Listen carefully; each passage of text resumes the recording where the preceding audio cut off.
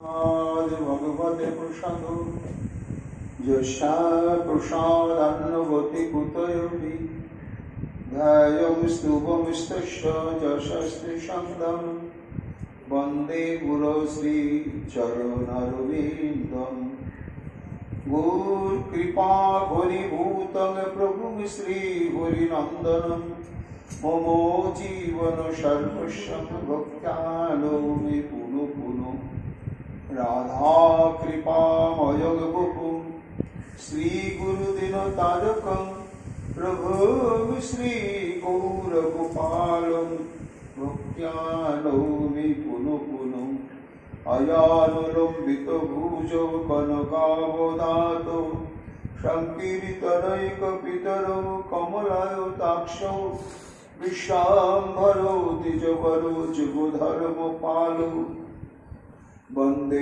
जगत्प्रियकरो करुणावतारो आनन्दलीलामय विग्रहाय हेमावतीपच्छविसुन्दराय तस्मै महाप्रभुरसप्रदाय चैतन्यचन्द्राय नमो नमस्ते निरानन्दविदं सर्वं प्रेमानन्दस्फटिकीकृतं जेन तं सततं वन्दे नित्यानन्द जगद्गुरुं श्रीअद्वैत नमस्तुभ्यं कलि जनकृपानिधे गौरप्रेमप्रदानाय श्रीसीतापतये नमो राधिनिस्वरूपाय गौराङ्गसुहृदाय च भक्तशक्तिप्रदानाय गदाधर नमोऽस्तुते प्रणमामि श्रीवासं तमाद्दं पण्डितं मुदा श्रीगौराङ्गकृपापात्रं कीर्तनानन्दमानसं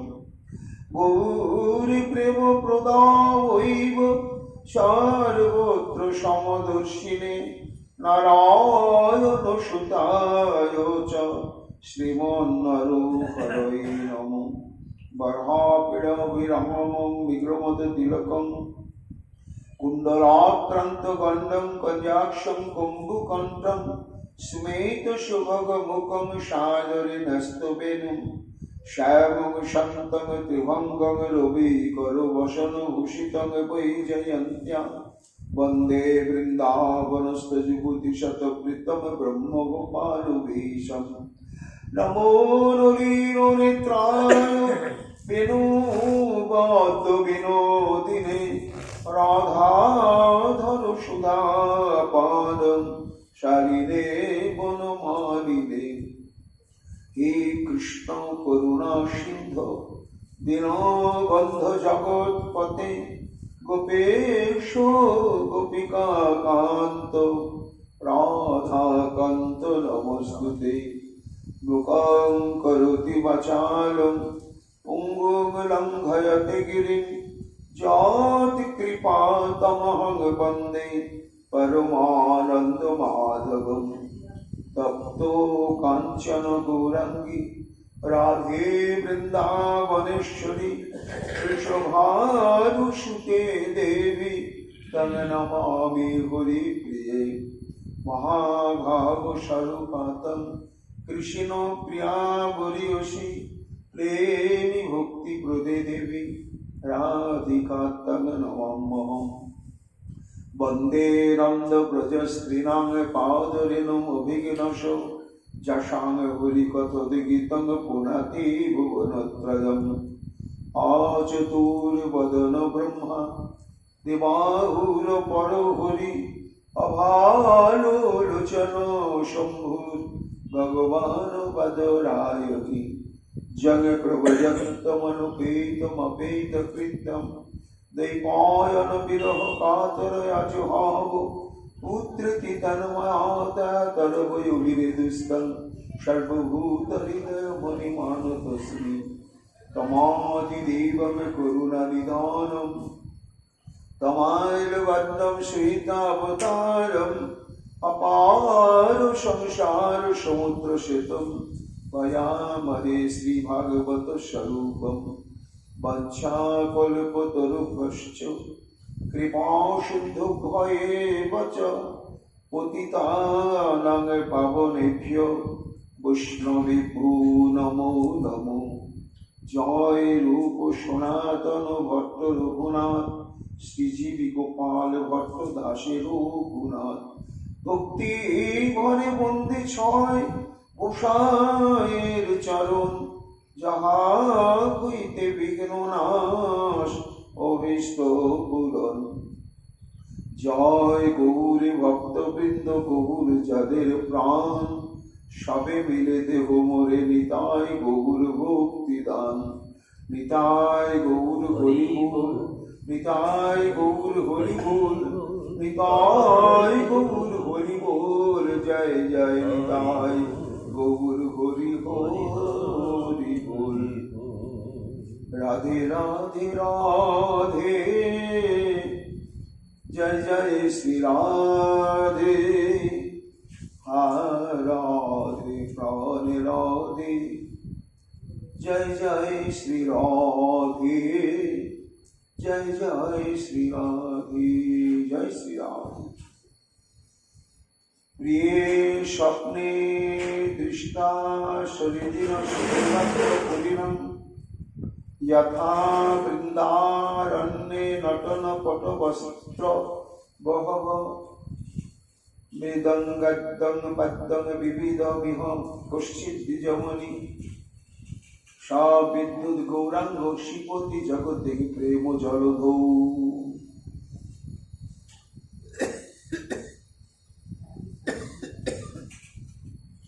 কলিযুগ পাবন অবতার শ্রীকৃষ্ণ চৈতন্য মহাপ্রভুর অশেষ বিশেষ কৃপাভাজন পরিকর পরম পূজ্যপাদ শ্রীল বিশ্বনাথ চক্রবর্তী পাদ, তাঁর স্তবামৃত লহরী নামক শ্রী গ্রন্থেতে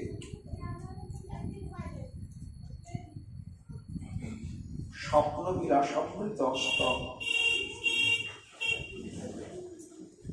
তিনি প্রণয়ন করেছেন।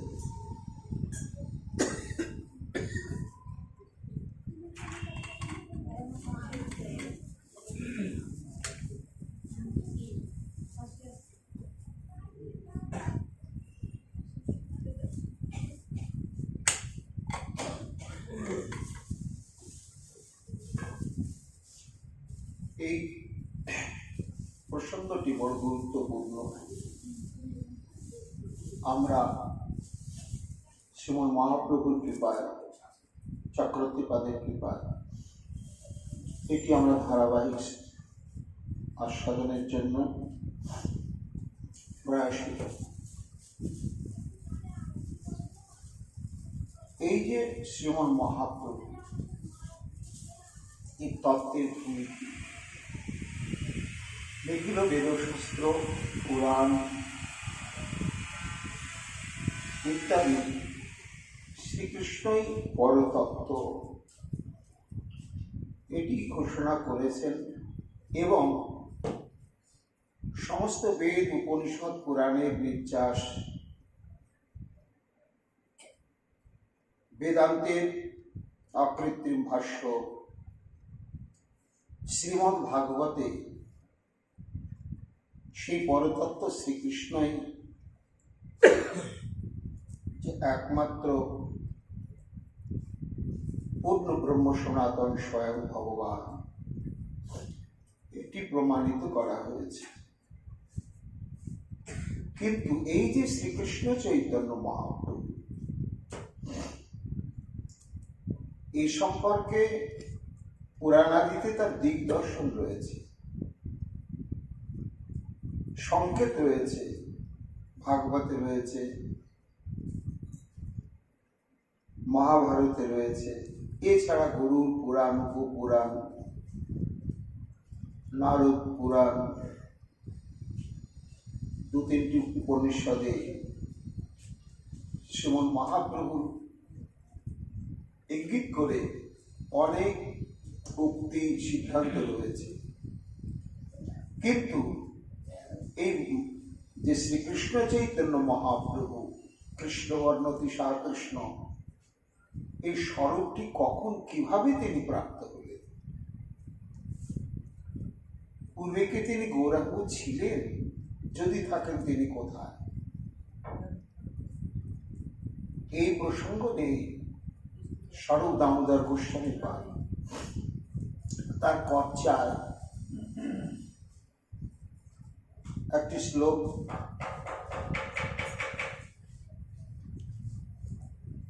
বললেন, যেটি কবিরাজ গোস্বামী পাদ শ্রী শ্রী চৈতন্য চরিতামৃত গ্রন্থের মঙ্গলাচরণে বস্তু নির্দেশ রূপ মঙ্গলাচরণে উল্লেখ করলেন। সেটি হচ্ছে রাধা কৃষ্ণ প্রণয় বিকৃতির হল্লাদিনী শক্তির অস্মাৎ একাদ মানাবপি ভুবি পুরা দেহ ভিতঙ্গত চৈতন্যাক্ষং প্রকট মধুনা তদ্দঞ্চৈক্যমাপ্তম রাধা ভাবদূতি সুবলিতম নৌমি কৃষ্ণ স্বরূপম। এই শ্লোকেতে শ্রীমন মহাপ্রভু তত্ত্ব স্বরূপ এবং নিত্যতা সম্পর্কে ঘোষণা করা হয়েছে। শ্রীমতী রাধারানীর স্বরূপটি কেমন? কৃষ্ণ প্রণয় বিকৃত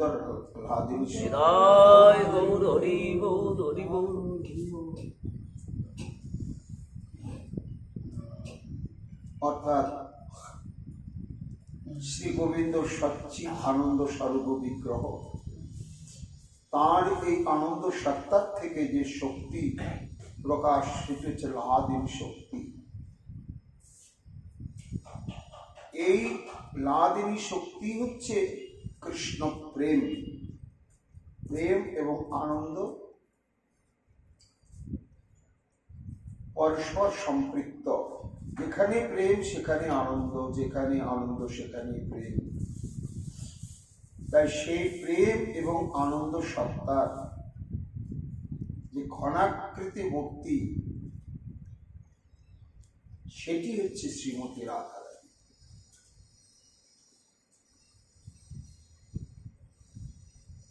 এরা কেমন না একই অবস্থায় ছিলেন, কিন্তু দেহ বেতনগত তো তারা দুটি দেহ প্রাপ্ত হয়ে এই লীলারস আস্বাদন করছেন এবং করেন। জগতেও সেই লীলা বিস্তার করে থাকেন। সেই চৈতন্য মহাপ্রভুকে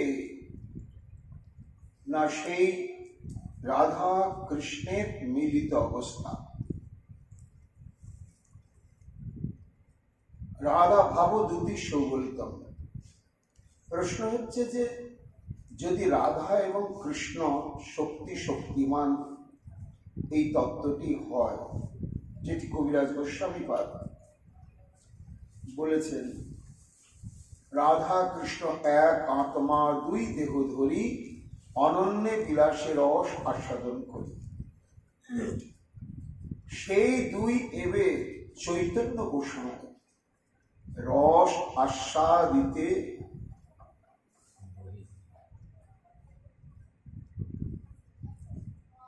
হইলা একটাই।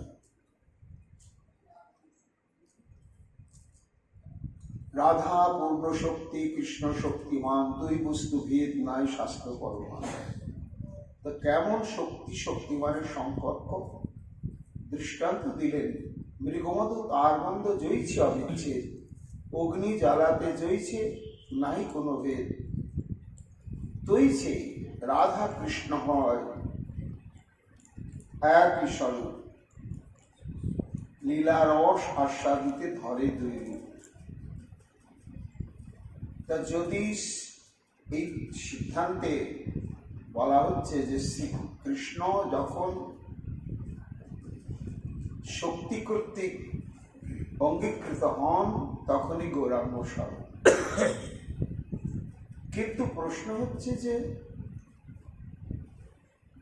গোবিন্দের যে চিৎ শক্তি সন্ধিনী, সম্বিত এবং লাদিনী শক্তি, তার মধ্যে তো রয়েছে। এবং যখন তিনি সেই শক্তিকে অঙ্গীকার করে অবস্থান করেন তখন তো তিনি কৃষ্ণ স্বরূপ, তখন তো তিনি গৌরাঙ্গ স্বরূপ না। স্বরূপ দামোদর বললেন, হ্যাঁ, এই একীভূত অবস্থাটি দুরকম।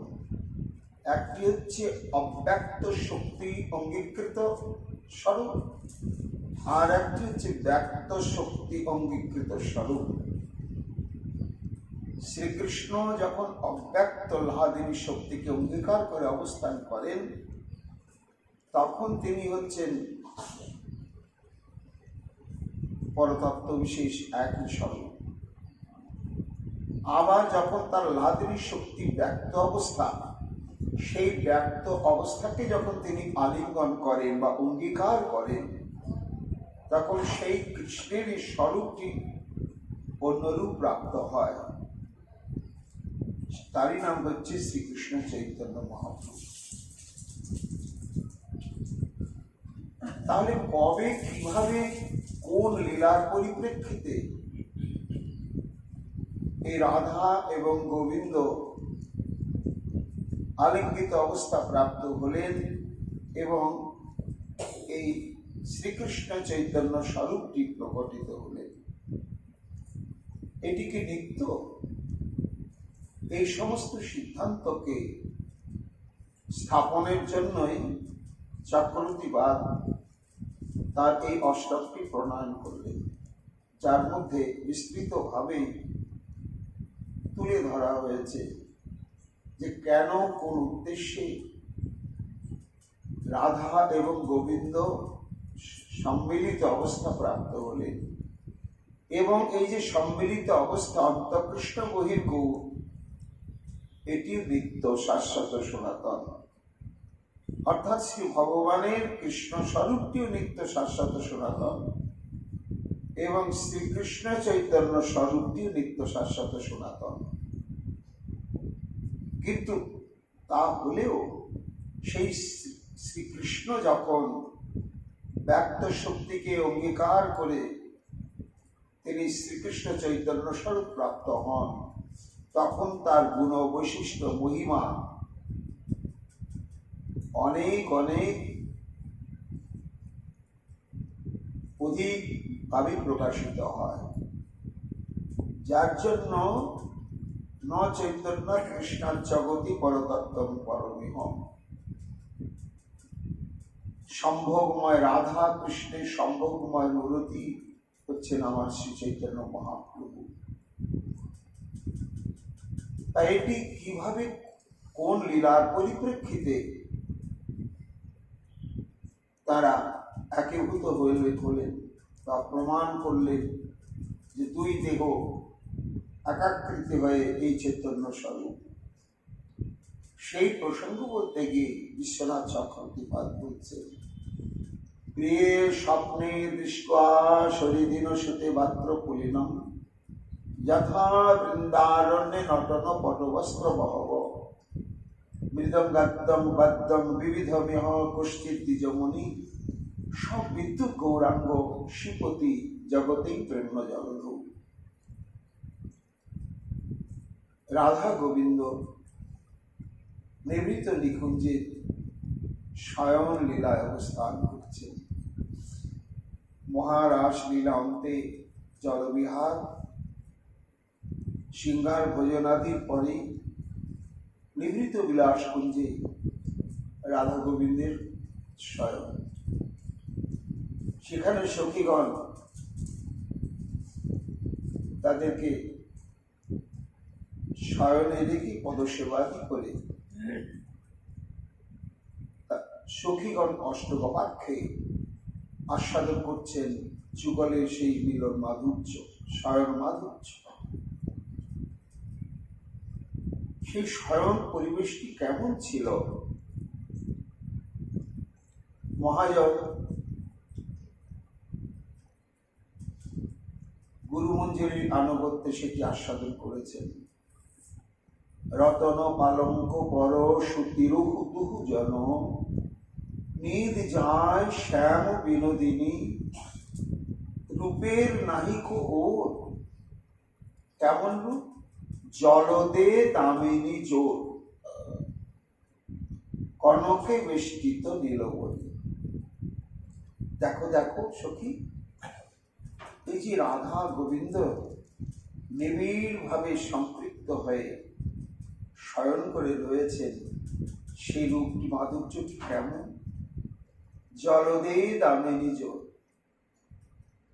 যেন একটি উজ্জ্বল শ্যামবর্ণ মেঘখণ্ডে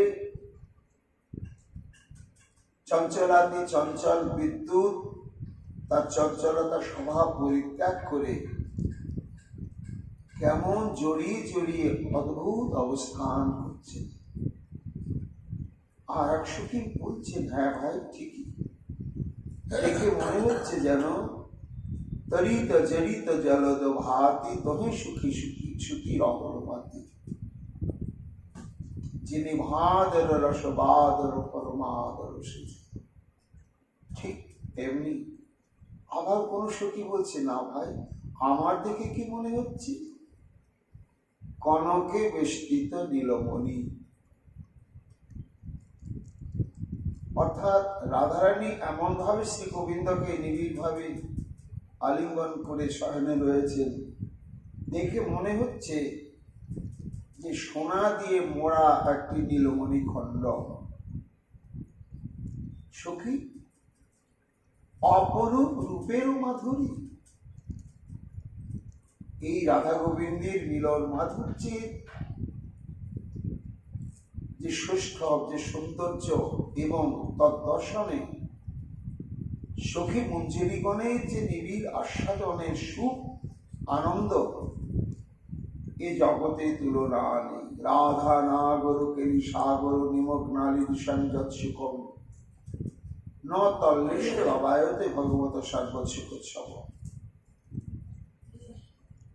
এইসব সখীগণ যখন রাধা গোবিন্দের এই মিলন মাধুর্য প্রাণ ভরে আস্বাদন করেন, তখন তাদের যে আস্বাদন জনিত আনন্দ এবং সুখ, সেটার পরিমাণ যদি কেউ নির্ধারণ করতে চায়, তাহলে প্রাকৃত অপ্রাকৃত জগতে দেখে শুনে নিয়ে করে খেয়ে যত প্রকার সুখানুভূতি রয়েছে, সমস্ত প্রকার সুখানুভূতিকে যদি একত্রিত করে এই যুগল মাধুর্য দর্শনের আনন্দ সুখের সঙ্গে তুলনা করা যায়, তাহলে তল্লেশ লবায়তে, লব অর্থাৎ ওই প্রাকৃত অপ্রাকৃত জগতের সমস্ত অনন্ত সুখরাশি, সেটা এই সুখের কাছে একটা পোস্ত দানার চাইতে ক্ষুদ্রাতি ক্ষুদ্র।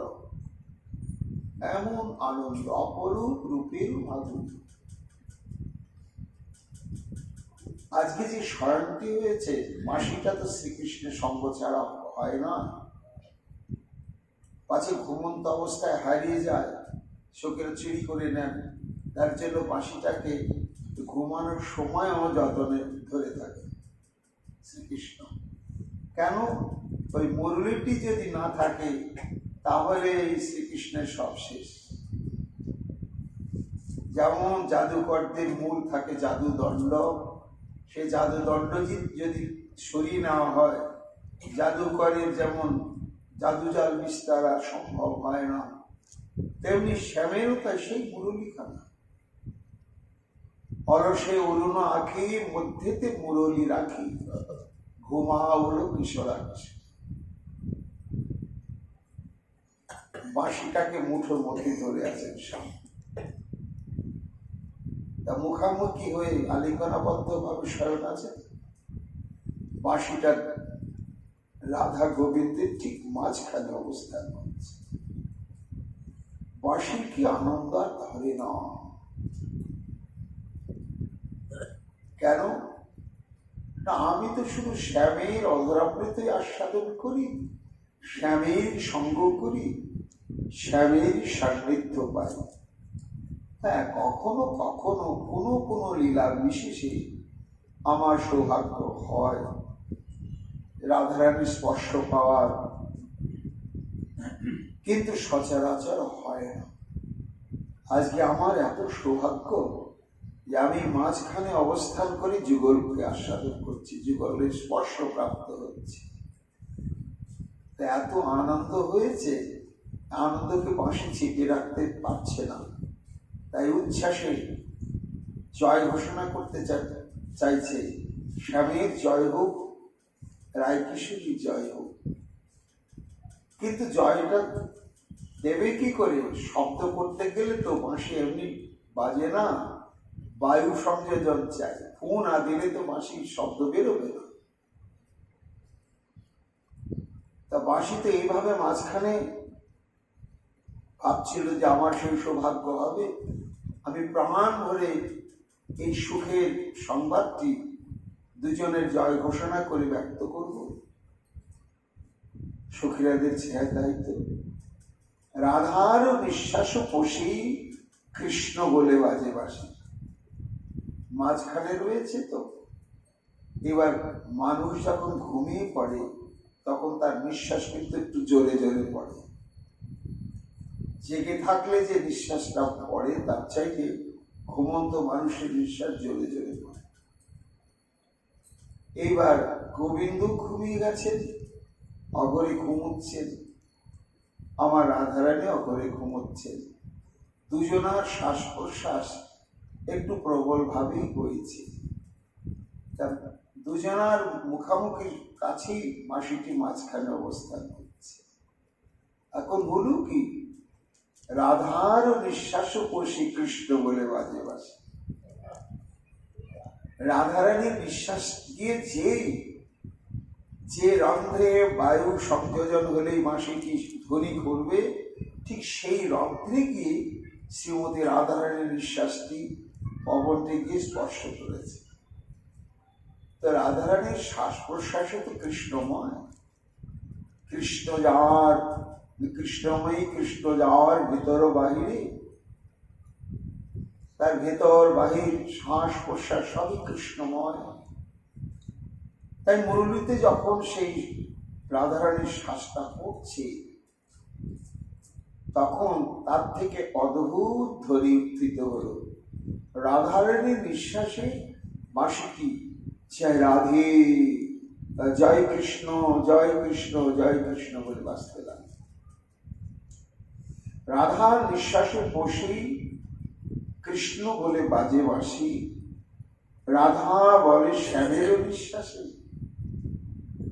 আবার যখন গোবিন্দের বিশ্বাস করছি কি বাঁশিতে,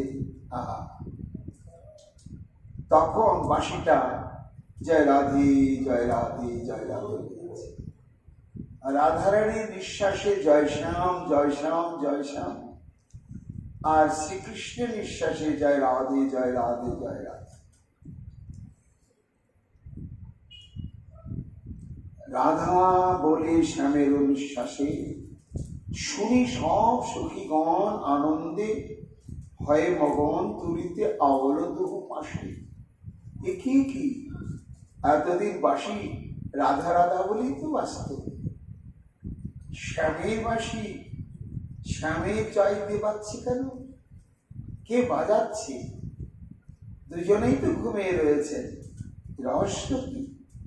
কুঞ্জ রন্ধ্রে নয়ন দিয়ে সখীগণ দর্শন করছেন। বাবা, অপূর্ব লীলা।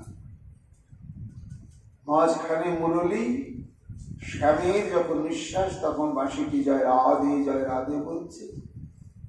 আবার পরক্ষণেই যখন রাধারানীর নিঃশ্বাস তখন জয় কৃষ্ণ, জয় কৃষ্ণ, জয় শ্যাম, জয় শ্যাম।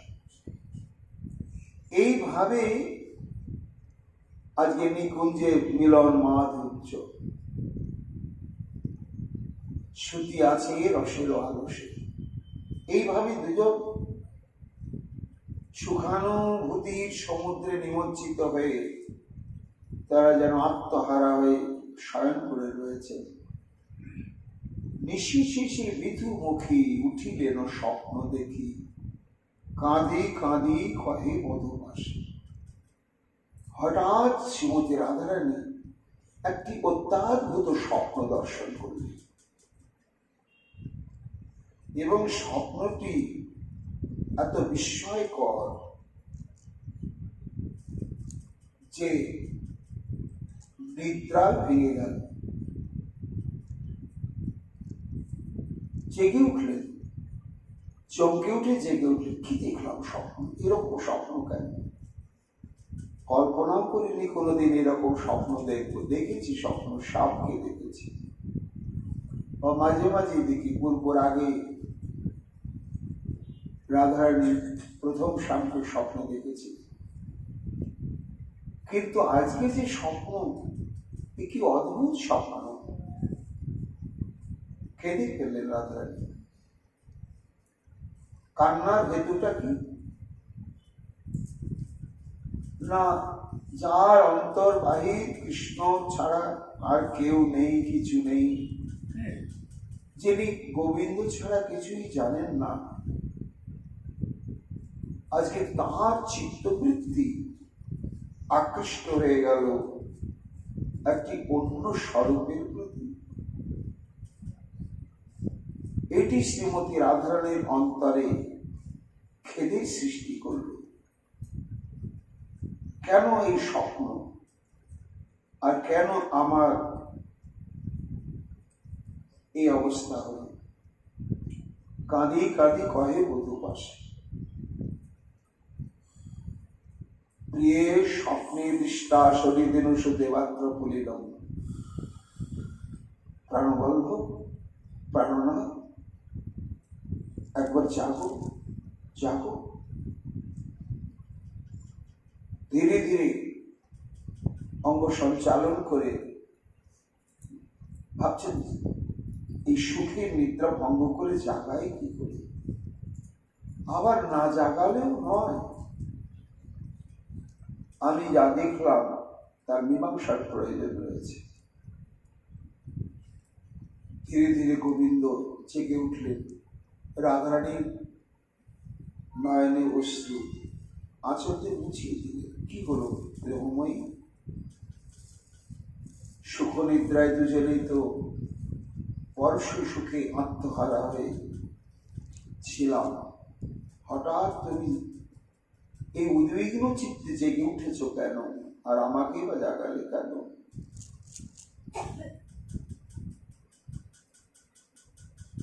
শোনো শোনো প্রাণনাথ, কি দেখিল অকস্মাৎ? আমি কি স্বপ্নে দেখলাম জানো? হে প্রিয়ে, শরীদিন সুতে বাত্র পূর্ণ। ঠিক এই যে আমাদের বৃন্দাবন, এই বৃন্দাবনটি কেমন? ষড় ঋতু, যুগ্ম ঋতু, আবার একসঙ্গে ষড় ঋতু সমন্বিত। এখানে গ্রীষ্ম, বর্ষা, শরৎ, হেমন্ত, বসন্ত স্বতন্ত্র ষড় ঋতু প্রবাহিত। আবার যুগ্ম ঋতু বল রয়েছে, আবার 6টা ঋতু একই সঙ্গে একত্রিত ভাবে অবস্থান করছে, এটি ষড়ঋতু বল। ঠিক আমি স্বপ্নে দেখলাম বৃন্দাবন নয়, কিন্তু সেখানে হুবহু বৃন্দাবনের মতোই এইরকম, সেখানেও ষড় ঋতু বন, যুগ্ম ঋতু বন এবং শরীদিন সুদেবাত্র। এখানে যেমন কলিন্দনন্দিনী শ্রী যমুনা কুলুকুলু তানে প্রবাহিত হয়ে বেষ্টন করে নিয়েছে শ্রীধাম বৃন্দাবনকে। কেমন ভাবে বেষ্টন করা রয়েছে? না, যমুনা প্রবাহিত উত্তর দিক থেকে পূর্ব হয়ে দক্ষিণে চলে গিয়েছেন, আবার এই যমুনা থেকে আর একটি শাখা প্রবাহ পেরিয়ে আবার উত্তর দিক থেকে পশ্চিম দিক হয়ে দক্ষিণে গিয়ে মিলিত হয়েছে, হয়ে আবার দুটি ধারা এক হয়ে প্রবাহিত হয়ে চলে গিয়েছে। এই যে একটি হচ্ছে মূল যমুনা, আর একটি হচ্ছে শাখা যমুনা, দ্বিধা বিভক্ত হয়ে যমুনা এই ভূমিটাকে যেন বাহু যুগলের দ্বারা বিষ্টপ করে নিয়ে আসে। এই হচ্ছে বৃন্দাবন। বৃন্দাবনের চারিদিকেই শ্রী যমুনা। তাহে সোনার বধূ, আমি যে স্থানটি দেখলাম ঠিক ওই রকমই অদ্ভুত এক দিব্যাতি দিব্য মহানদী। তবে ব্যতিক্রম কি জানো বধূ? আমাদের এই বৃন্দাবনের যে যমুনা, সে যমুনা হচ্ছে কৃষ্ণ বর্ণ, যমুনার জল কালো। আর আমি যে বৃন্দাবনের ন্যায় অদ্ভুত এক চিদানন্দময় স্থান দর্শন করলাম, ঠিক তেমনি করেই যমুনার মতোই নদী প্রবাহিত রয়েছে। মাঝখানে সেই দিব্যাতি দিব্য ধামটি। তবে সেই নদীর জল কিন্তু যমুনার মতো কৃষ্ণ বর্ণ নয়, শ্বেত বর্ণ, শুভ্র বর্ণ। এবং পুলিনং যথা বৃন্দারণ্যে, এই বৃন্দাবনে যেমন অসংখ্য সমস্ত বন, উপবন, তারপরে পুলিন অর্থাৎ নদীর ধারে ধারে ছোট ছোট বৃক্ষ সমাকুল অতি সুন্দর যে বন সৃষ্টি হয়, তাকে বলা হয় পুলিন। সেখানেও অদ্ভুত দেখলাম এই রকমই সব অসংখ্য কুঞ্জের ন্যায় স্থান। আর ঠিক পুরী নটন পটবস্ত্র বহব। আর যেমন এই বৃন্দাবনের বৈশিষ্ট্য কি না, এখানে হচ্ছে কথাই হচ্ছে গান, সঙ্গীতে কথা হয়, আর চলতে গিয়ে নেচে যায়। বৃন্দাবনের যে ব্রজবাসীগণ যে কথা বলেন, সখীগণ, দাসীগণ এবং গোবিন্দ যে কথা বলেন, সেই কথাটাই হচ্ছে সঙ্গীতের ন্যায় শ্রুতি সুখকর, স্বাভাবিক প্রয়োজনীয় কথা। কিন্তু সেই কথার মধ্যে যে এত মাধুর্য এবং তার একটা ছন্দ এবং সুর, সেটাই সঙ্গীতময়। এই ব্রজবাসীগণ থেকে আরম্ভ করে বধূ, তুমি, আমি যারাই চলি, আমাদের সম্পর্কে শাস্ত্র বলছে আমাদের গমন ভঙ্গি নাকি নৃত্য। অর্থাৎ শ্রীকৃষ্ণ যখন প্রচারণে যান, তা তিনি তো স্বাভাবিক পদচারণা করতে করতেই যান,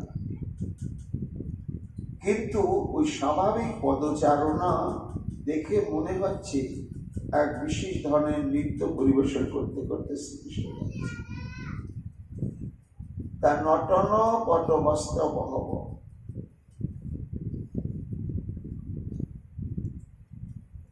এখানে যেমন সবাই সঙ্গীতেতে কথা কয়, চলতে গিয়ে নেচে যায়, আমি যে স্বপ্নে সেই অদ্ভুত দৃশ্য দেখলাম,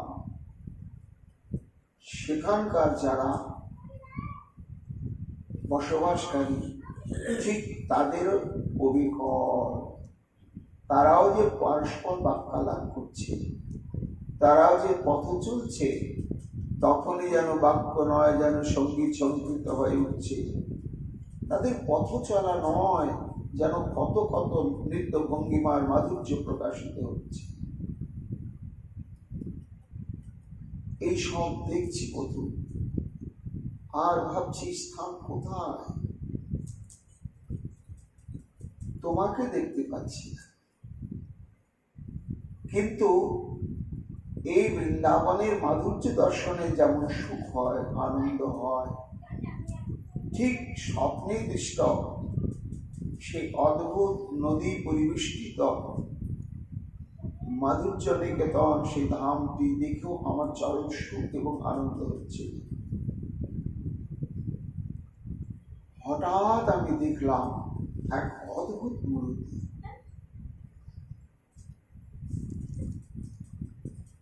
তাই তোমার মতো অঙ্গ গঠন আর আমার মতো অঙ্গ গঠন ঠিক অবিকল। তোমার যেমন অঙ্গ গঠন বধূ, আর সেই অঙ্গ মাধুর্যে যা যা বৈশিষ্ট্য প্রকটিত হয়, ঠিক তার মধ্য থেকে তাই হচ্ছে। কিন্তু তার অঙ্গকান্তিটি কেমন? ঠিক আমার মতো। মৃদঙ্গাদ্য বাদ্যং বিবিধমেহ কশ্চিৎ জমি। সে কিন্তু তোমার মতো গোপতনয় নয়, সে হচ্ছে দ্বিজমণি, অর্থাৎ ব্রাহ্মণ তনয়। তার পরিসর বক্ষে যজ্ঞসূত্র বিরাজ করছে।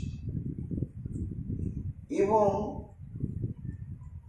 এই দেখো, আমাদের দুজনার সঙ্গে যেমন অষ্টসখী, তাদের অষ্টসখী, তাদের অষ্টসখী, কত কত সখী এবং দাসবৃন্দ, সখাবৃন্দ রয়েছে, কেবল তার সঙ্গেও এই রকম অন্তরঙ্গ সমস্ত মূর্তি দেখলাম। তবে একটিও কিন্তু কেউ নারী বেশধারী ছিল না। বৃন্দাবনে যেমন তোমার সঙ্গে সখাগণেরও মিলন এবং মণ্ডলী হয়, আর আমাদের সঙ্গে তো কথাই নেই। কিন্তু আমি যে সেই স্বর্ণবর্ণ বিশিষ্ট সেই দ্বিজমণিকে আমি দর্শন করলাম, এবং তার সমস্ত সঙ্গীবৃন্দ যারা সবাই পুরুষাকৃতি এবং সবাই উজ্জ্বল গৌরবর্ণ বিশিষ্ট, মৃদঙ্গাদ্যং বাদ্যং, আর তারা অদ্ভুত দক্ষতায় মৃদঙ্গ এবং করতাল, এমন ছন্দে ছন্দে তালে তালে বাজাচ্ছে।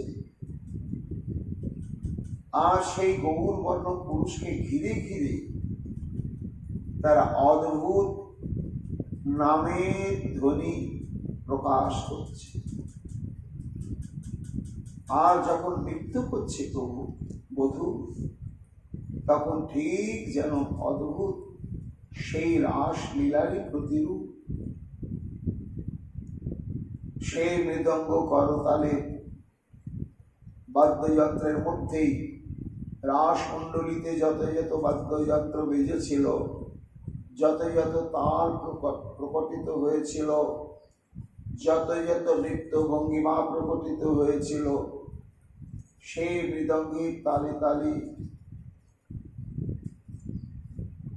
ঠিক সব প্রকটিত। সব বিদ্যুৎ গৌরাঙ্গ শ্রীপতি জগতে প্রেম জলধৌ।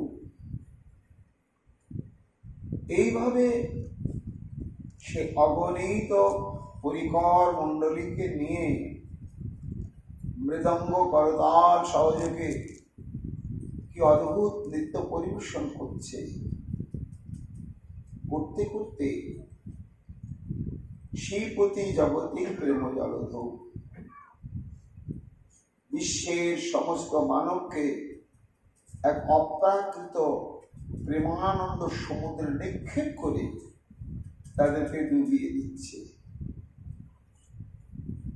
কার যোগ্যতা কার যোগ্যতা নেই একেবারে বিচার করছে।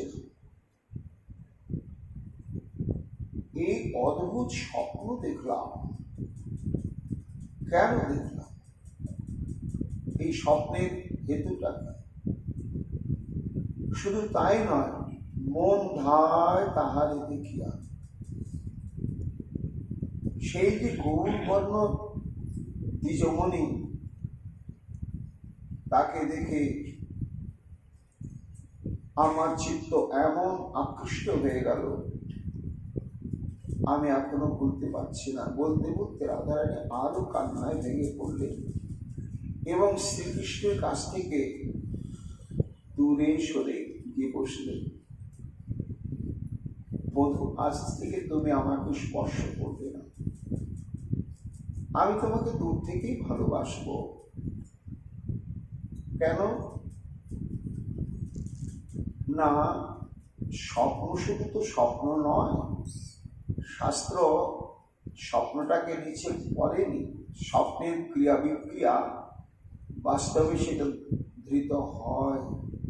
নিরঙ্গ উপবাস করে স্বপ্নে যদি কেউ ভোজন করে তাহলে তার ব্রত ভঙ্গের ঘোষণা করা আছে। এই জন্য যারা নিরঙ্গ করেন, প্রাচীনকালে নিয়মই ছিল তারা সারা রাত্রি ঘুমাতেন না, এটাই নিয়ম ছিল। কে জানে গভীর নিদ্রাচ্ছন্ন হয়ে পড়লে আমি জল পান করব, তাহলে তো আমার এই ব্রত ভঙ্গ হয়ে যাবে। তাই তারা নিশি জাগরণ করতেন। তাহলে স্বপ্ন নিছক নয়, তার প্রভাব রয়েছে, শাস্ত্র বলছে। তা আমি যে সেই অদ্ভুত গৌর কান্তি বিশিষ্ট দিব্য মূর্তিকে দেখে তার প্রতি আমি আকৃষ্ট হয়ে গেলাম, নিজেকে আমি রাখতে পারলাম না। তা যে মনোপ্রাণ, যে দেহ, যে চিত্ত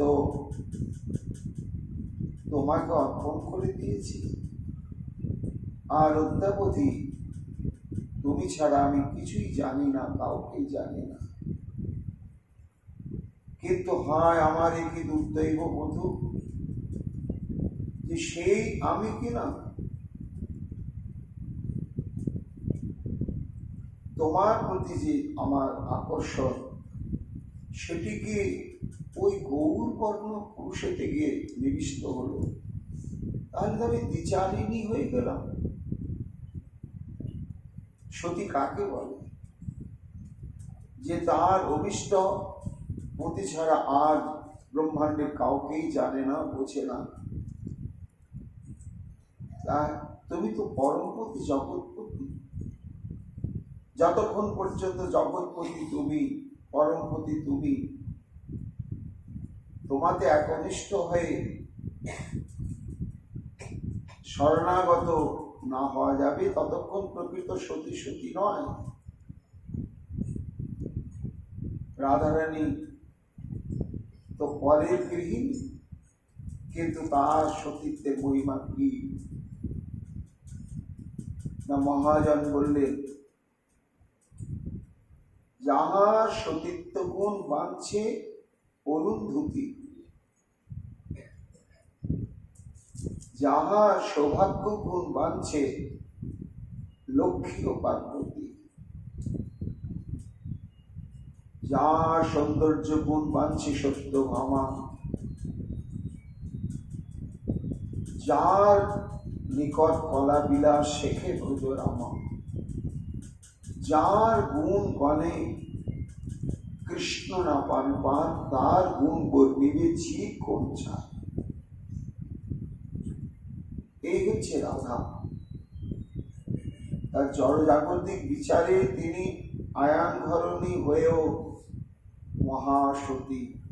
যে সতীর সতীত্ব গুণ বিন্দুমাত্র পাওয়ার জন্য আজ পর্যন্ত দেবী অরুন্ধতী কে না বশিষ্ঠ দেবের পত্নী, তিনি হচ্ছেন মহাসতী। এই জন্য প্রাচীনকালের নিয়ম ছিল,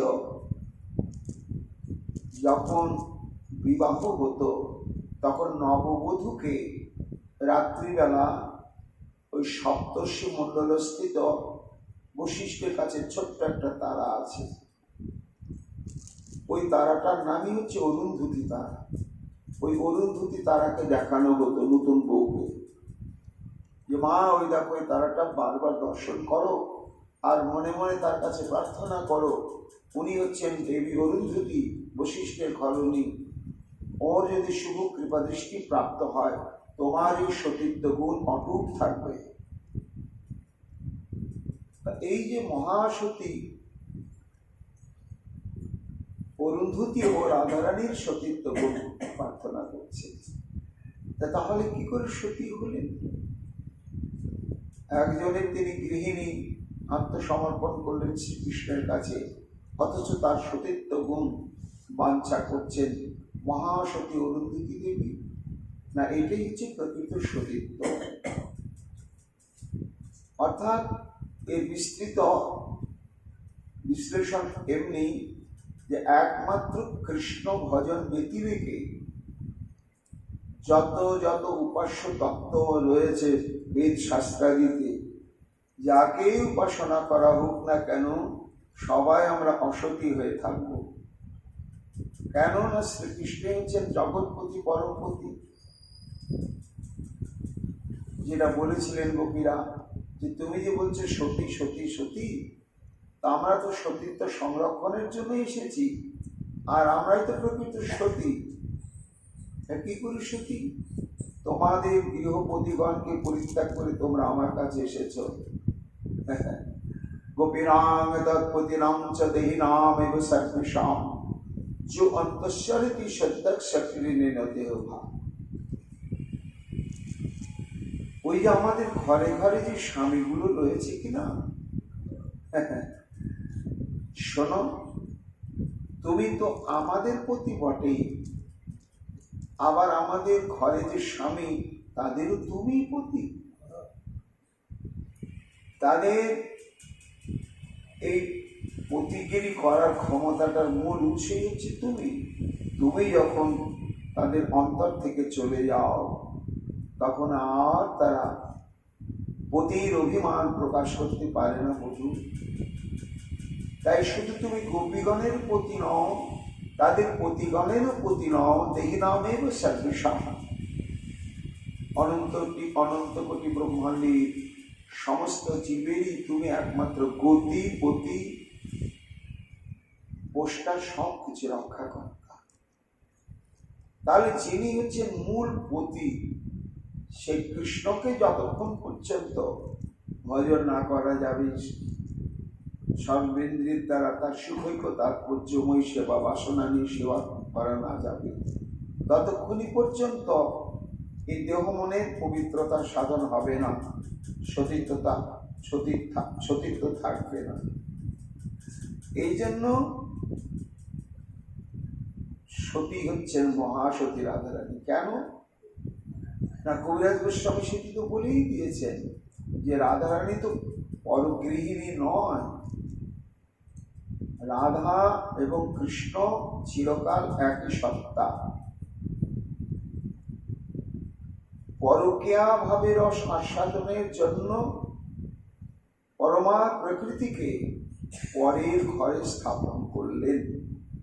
তো স্থাপন করলেন বটে, স্থাপন করাই হলো। সেই গৃহপতি কিন্তু কোনোদিন রাধারানীকে স্পর্শ করতেও পারেননি, কোনোদিনই পারেননি। তবে তিনি পতিরূপে পেলেন কেন, পত্নী রূপে পেলেন কেন? না, এটি ভগবত ইচ্ছা। এবং এ নিয়ে পুরাণে একটি দৃষ্টান্ত উল্লেখ রয়েছে।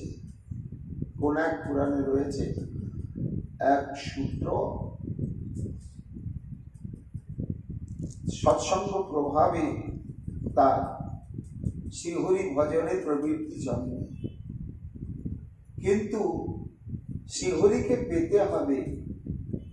কি জন্য পেতে হবে, কেমন ভাবে পেতে হবে তা নয়, তাকে পেলেই তিনি বাঞ্ছা কল্পতরু সর্বমনোবিলাস পূরণ হয়। তখন কঠোর ভজন শুরু করেছেন ভগবান বিষ্ণু উপস্থিত ভক্ত। তুমি বর চাও, আমি সন্তুষ্ট হয়েছি তোমার এই উৎকট তপস্যায়। প্রভু, তুমি তো ভক্ত বাঞ্ছা কল্পতরু, তাহলে তুমি যদি বর দিতে হয় এই বর দাও। তোমার ওই স্বরূপ শক্তিকে আমি গৃহিণী রূপে পেতে চাই, তোমার লক্ষ্মীকে আমি পত্নী রূপে পেতে চাই। মূর্খ, কখনো সম্ভব নয় সেটি। তা যদি সম্ভব না হয় তাহলে তুমি যাও ঠাকুর, আবার উৎকট তপস্যা। আবার প্রভু এসেছে, ভক্ত আমি থাকতে পারছি না, তুমি বর চাও। ওই বরই চাই, কখনো সম্ভব নয়। তৃতীয়বার আবার উৎকট তপস্যা, আবার ভগবান এসেছে, কি বর চাই? ওই বর চাই। তুমি না ভক্ত বাঞ্ছা কল্পতরু নামটা ধারণ করেছ, তাহলে ভক্ত যেটি চাইবে তুমি তা সেটি দিতে বাধ্য। তা তোমারও তো কৃপণতা কেন, তোমারও তো দুর্বলতা কেন? যদি দিতে পারো দাও, না পারো যাও। ভগবান বলে তথাস্তু। তুমি আমার এই স্বরূপ শক্তিকে গৃহিণী রূপেই পাবে, তবে তুমি হবে নপুংসক, তোমার পুরুষত্ব থাকবে না। দ্বিতীয় হচ্ছে, সেই স্বরূপ শক্তিকে, স্বরূপ শক্তির সামনে যাওয়া মাত্রই তোমার মাতৃভাব জাগবে। আর তুমি এই বর চাইলে বলেই আমার যে বৃন্দাবন লীলা পরকীয়া ভাবে আমি অনুষ্ঠান করতে চাইছি, তার একটি হেতু হয়ে গেল। তা সেই ভক্তটি ওই বর প্রাপ্ত হয়ে দাপর যুগে এসে গোলগোপের ঘরে জটিলার গর্ভে জন্মগ্রহণ করলে তার নাম হচ্ছে আয়াঙ্গোপ, বা ভালো নাম হচ্ছে অভিমন্যু গোপ। সে সেই পরমা প্রকৃতি সর্বলক্ষ্মীময়ী আমার রাধারানী, তাকে পত্নী রূপে প্রাপ্ত হলেন মাত্র, কিন্তু তার সঙ্গে কখনো পতি-পত্নীর ব্যবহার সাধন সম্ভব হয়নি। ওই ভগবত বাক্যই রক্ষা হলো, নপুংসক ছিল। এই জন্য পরমা প্রকৃতিকে একমাত্র পরম পুরুষ শ্রী গোবিন্দ ছাড়া অন্য কেউ স্পর্শ করা সম্ভব? কখনোই সম্ভব নয়। কিন্তু লীলাতে সে শ্রীমতী রাধারানী আজকে সেটি অনুভব করতে না পেরে তার প্রতীয়মান হচ্ছে অন্তরে যে আমি তো অন্যের গৃহিণী ওদেরকে ভালোবেসে ফেলেছি, কিন্তু ধর্মাধর্ম পাপ পুণ্য স্বর্গ নরক আমি জানি না, মানি না। আমি জানি এখানে আমার জীবন, আমার আত্মা, আমার সর্বেন্দ্রিয় কৃতার্থ, ধন্য, সার্থক। এবং এই একটি সুদৃঢ় বিশ্বাস নিয়ে আমি প্রাণ ভরে শ্রী গোবিন্দকে সেবা করছিলাম যে কোনোদিন আমার এই কৃষ্ণ নিষ্ঠার মাঝখানে দ্বিতীয় কোনো নিষ্ঠা আসবে না। কিন্তু আজকে আমার এই কি বিড়ম্বনা বধূ, সেই অদ্ভুত গৌর মূর্তি দেখে আমার এই আকর্ষণ, তীব্র আকর্ষণ। তাই তুমি আমাকে আসতে যা স্পর্শ করো না। আমি দ্বিচারিণী হয়ে গেলাম, তবে আমার কিন্তু এই সংশয়টা নিরসন করে দিতে হবে বধূ। প্রথম সংশয় যে সেই দ্বিজমণি স্বরূপ অপূর্ব দিব্যকান্তে বিশিষ্ট রসের মূর্তিখানা কে, এবং তার এত প্রেম উচ্ছ্বলিত হচ্ছে যে সেই প্রেমে মহাসমুদ্রের সৃষ্টি হয়েছে, আর আপামর জনসাধারণ সেই প্রেম সমুদ্রে নিমজ্জিত হয়ে তারা কৃতার্থ হয়ে যাচ্ছে। এই স্বরূপটি কে? বেদাঙ্গাদ্বৈতং বিবিধমিহ। এবং যে চিত্তমন জাগরণে তো বটেই, স্বপ্নেও কখনো তোমাকে ছাড়া অন্য কাউকে জানে না, সে কেন আজকে একটি দ্বিতীয় পুরুষ তার প্রতি আমার কি আকর্ষণ জাগবে? এটি আমার উদ্বেগের কারণ বধূ। এর কারণ কি? এর কারণ নিশ্চয়ই কিছু না কিছু রয়েছে, তুমি হয়তো জানো। এই যে কিভাবে রাধা এবং গোবিন্দ মিলিত হয়ে শ্রীকৃষ্ণ চৈতন্য স্বরূপ প্রাপ্ত হলেন, এটি সম্যক সেই পরম মহাজন বিশ্বনাথ চক্রবর্তীপাদ লীলা আবেশ অনুভব করলেন। এবং এটি একটি প্রামাণিক সিদ্ধান্ত, মহাজন বাণী, মহাজনের আস্বাদিত বর্ণিত এই স্বপ্ন বিলাস প্রসঙ্গ, এর দ্বারাই এই যে স্বরূপ দামোদর গোস্বামীর কর্চার যে সিদ্ধান্ত, সেটি তিনি সংস্থাপন করলেন যে দুই একই দেহ দুই হয়ে লীলারস আস্বাদন হলো, আবার দুই দেহ এক হয়ে শ্রী চৈতন্য স্বরূপ হলো। তাহলে কোন লীলার পরিপ্রেক্ষিতে, কোন ভাবে, কেমন করে, কখন সেই দুই দেহ এক হয়ে গৌরাঙ্গ হয়েছিল, সেই লীলা প্রসঙ্গটি তিনি স্ফূর্তিতে দর্শন করেছেন, আস্বাদন করেছেন, অনুভব করেছেন। করে এইবার এই স্বপ্ন বিলাসামৃত অষ্টক নামক স্তুতিতে তিনি অভিব্যক্ত করেছেন। শ্রীমতী রাধারানী এইভাবে ব্যাকুলিত হয়ে যখন নয়নে জলে ভাসতে শুরু করলেন, শ্রীকৃষ্ণ কাতর হয়ে পড়লেন রাধারানীর কান্নায়। বারবার পিতধারার অঞ্চল দিয়ে রাধারানীর নয়নশ্রু নির্বঞ্চন করতে লাগলেন। আর মনে মনে ভাবলেন যে রাধারানী যে স্বপ্ন, স্বপ্নটা অবাস্তব নয়। আজ রাধারানী এই যে স্বপ্ন, এই স্বপ্নের প্রসঙ্গ শ্রবণ করে আজ আমি আরো আত্মবিশ্বাসে প্রতিষ্ঠিত হলাম। কেন না, এতদিন আমি যে গবেষণা চালিয়ে যাচ্ছিলাম,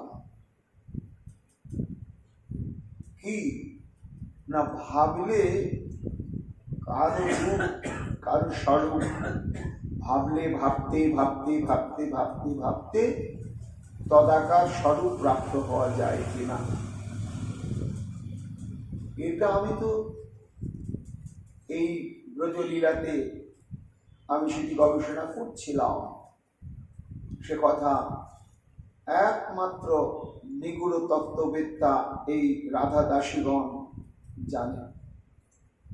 কলান্তরিতা আক্ষেপের মধ্যে কাঁদতে কাঁদতে কত রকম আক্ষেপ করছেন রাধারানী, করতে করতে তার উজ্জ্বল গৌর কান্তিটি একেবারে কৃষ্ণ হয়ে গেল। যখন সে উজ্জ্বল গৌর কান্তিটি কৃষ্ণ বর্ণ হয়ে গিয়েছে, তখন সুখের আশ্চর্য, রাধে একই হলো তো, সোনার বর্ণ কালি হয়ে গেল কেন? তাহলে এতক্ষণে আমরা বুঝলাম যে এই তো দেহ গবেষণাগারে গবেষণা চালাচ্ছে শ্যাম। না তুই শ্যামবর্ণ হয়ে গেছিস কি করে? না শ্যামের বিরহে শ্যামকে ভাবতে ভাবতে ভাবতে ভাবতে স্বর্ণ বর্ণ বিবর্ণ হয়ে গেল তূর্ণ বিধুমুখ, পূর্ণ বিধুমুখ তূর্ণ নিরসল, নয়ন লোলে ভিগেও। এই যে স্বর্ণ বর্ণ বিবর্ণ হয়ে গেল পূর্ণ বিধুমুখ তূর্ণ নিরসল, নয়ন পঙ্কজ লোরে ভিগেও ইয়াগ অম্বরে। তা এই তো উজ্জ্বল গৌর বর্ণটা শ্যাম হয়ে গেল কেন? শ্যাম এই গবেষণাগারে বিরহের বাতাবরণে গবেষণা করছে যে আমার বিরহে যদি রাধারানী ভাবতে ভাবতে আমার বর্ণ বিশিষ্ট হয়ে যায়, হতে পারে, এটা যদি আমি জানতে পারি, দেখতে পারি, তাহলে আমি নিশ্চিত জানবো কোন একদিন আমিও রাধারানীকে ভাবতে ভাবতে ভাবতে ভাবতে গৌর হয়ে যেতে পারবো, গৌর হয়ে যেতে পারবো। হরি বল। এই যে এতদিন গবেষণা চালাচ্ছিলেন শ্যাম, আজকে এই স্বপ্নের কাহিনী শ্রবণ করে গোবিন্দ ভাবলেন যে আমার বাসনাটা তাহলে পূরণ হবে। এরপরে শ্রীমতী রাধারানী আক্ষেপ করে আরো অনেক প্রসঙ্গ বললেন। মহাপ্রভুর কৃপা আমরা আগামীকাল শ্রবণ কীর্তন করব। আগামীকাল আমাদের পাঠ প্রসঙ্গ একটু সকাল সকাল শুরু হবে, কেননা কালকে আমাদের মন্দিরে অধিবাস অনুষ্ঠান রয়েছে, তারপরে নাম সংকীর্তন এবং ভাগবত পারায়ণ ইত্যাদি ইত্যাদি অনুষ্ঠান হবে।